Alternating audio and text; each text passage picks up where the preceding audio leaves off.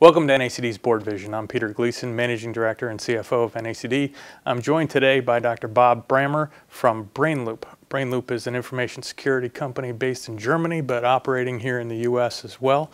And Bob is the Chief Strategy Officer for Brainloop. Welcome, Bob. Thank you. It's nice to be here. Good to have you with us. Bob, our topic today, in a broad sense, is M&A. But as we dig down into it a little bit, we're really talking about information security risk.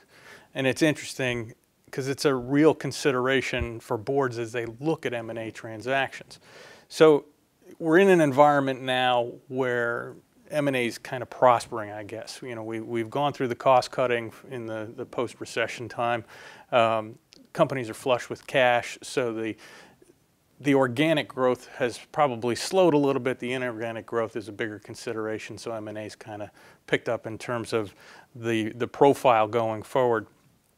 So as we turn to your world, the Brainloop world, and we look at cloud computing, information security, there's a whole new realm of considerations as companies enter into this M&A market.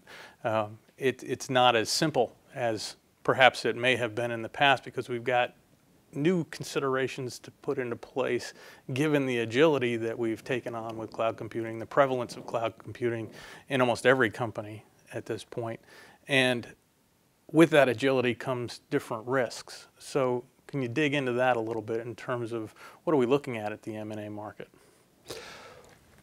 I think there are several things that are important to consider here, and in particular, looking at it from the point of view of a member of the board of directors in a company who is seeking to grow by M&A activities, the board members really should be very active at this point in considering possible acquisitions.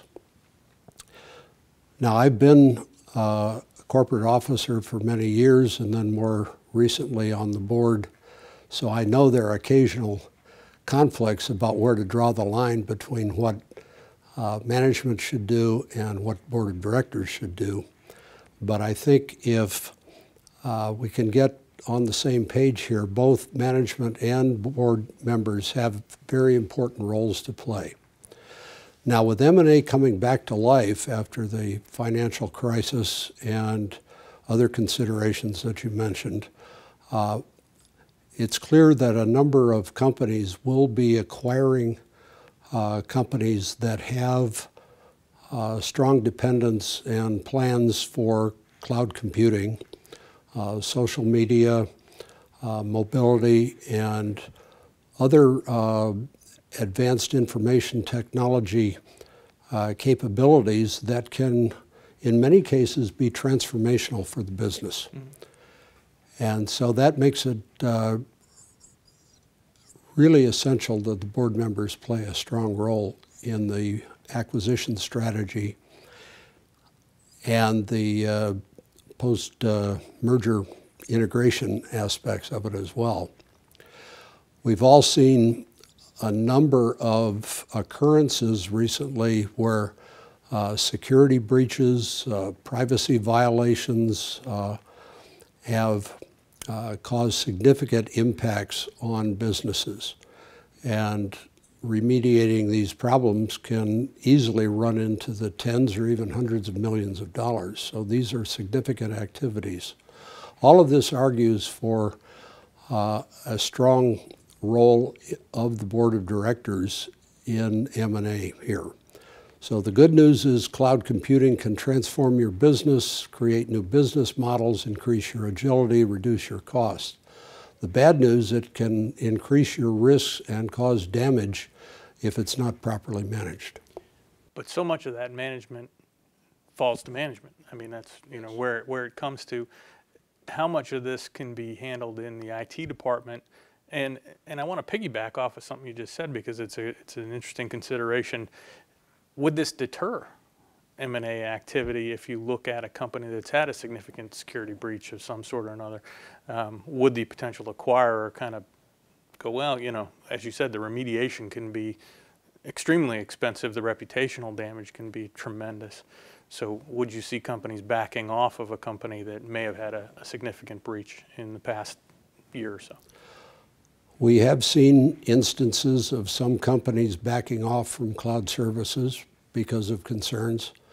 My opinion is that this is a temporary phenomenon, but it's a significant one in the near term.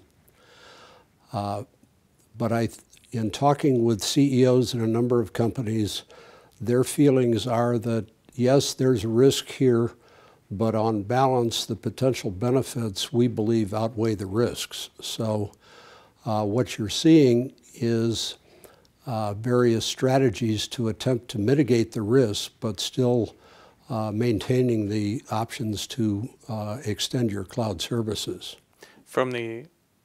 To the M&A side, though, would it deter a potential acquirer just looking at the downside risk of the remediation from? It certainly could. Yeah. In some cases, absolutely. I think one of the key roles for the board members in a cloud service driven M&A is the valuation. How much do you want to pay for this company? And making sure that management has not gotten either overly optimistic or overly pessimistic in the valuation of potential M&A candidates is an oversight role that the board really needs to engage in. In terms of the risk side of the equation, any tax issues, regulatory consequences board members should be cognizant of as they start thinking about some of these issues? One of the interesting complications that's been introduced into cloud services recently is the idea of location as an important factor. Originally, the cloud service providers went to market by saying that our data and computation could be anywhere, and they were looking for places where their data centers could be built and operated inexpensively. However, there are many cases in which legislation affecting operation of servers in particular countries becomes an issue. And so, for instance, if a server is located in the United States, then according to the Patriot Act, the government may have, under certain circumstances, the ability to access data. And that's been in effect for years. Well, with the recent NSA disclosures, there's been increased concern, particularly in Europe, about that. And so, according to their privacy regulations, there may be an issue if a server is located in the US instead of in one of the European countries. So right now, a number of the cloud service providers are busily building additional facilities in various countries in order to be able to address regulatory issues like that. There are similarly tax issues about where you operate and who has the authority to tax you and so forth. So issues about location of these services, while this limits the flexibility of the cloud provider, it's necessary in order to be in compliance with various national laws. And again, from the M&A perspective of all of these factors would have to be considered by both management and board in terms of assessing operational costs, risks, et cetera, to get into the details of particular regulations and legislation in operation in various countries. So, as we kind of draw this to a close, what would be your top 2 or 3 takeaways for the board members that are watching this in terms of the risks to consider as they go forward in the M&A world and the cloud computing world? Let me point to 3 factors that I think board members should keep in mind when they're considering the possibility of an acquisition of a company that is highly dependent on advanced information technology, cloud services, mobility, et cetera. First is, I think the acquisition should be part of a strategy rather than a one-off event, because there could be advantages, for instance, to acquiring a few different companies, and if their cloud-based services are somehow compatible, then there may be some advantages from integration or consolidation with a particular cloud provider. So I think a board member ought to understand that management is building an M&A strategy rather than chasing a particular ad hoc target.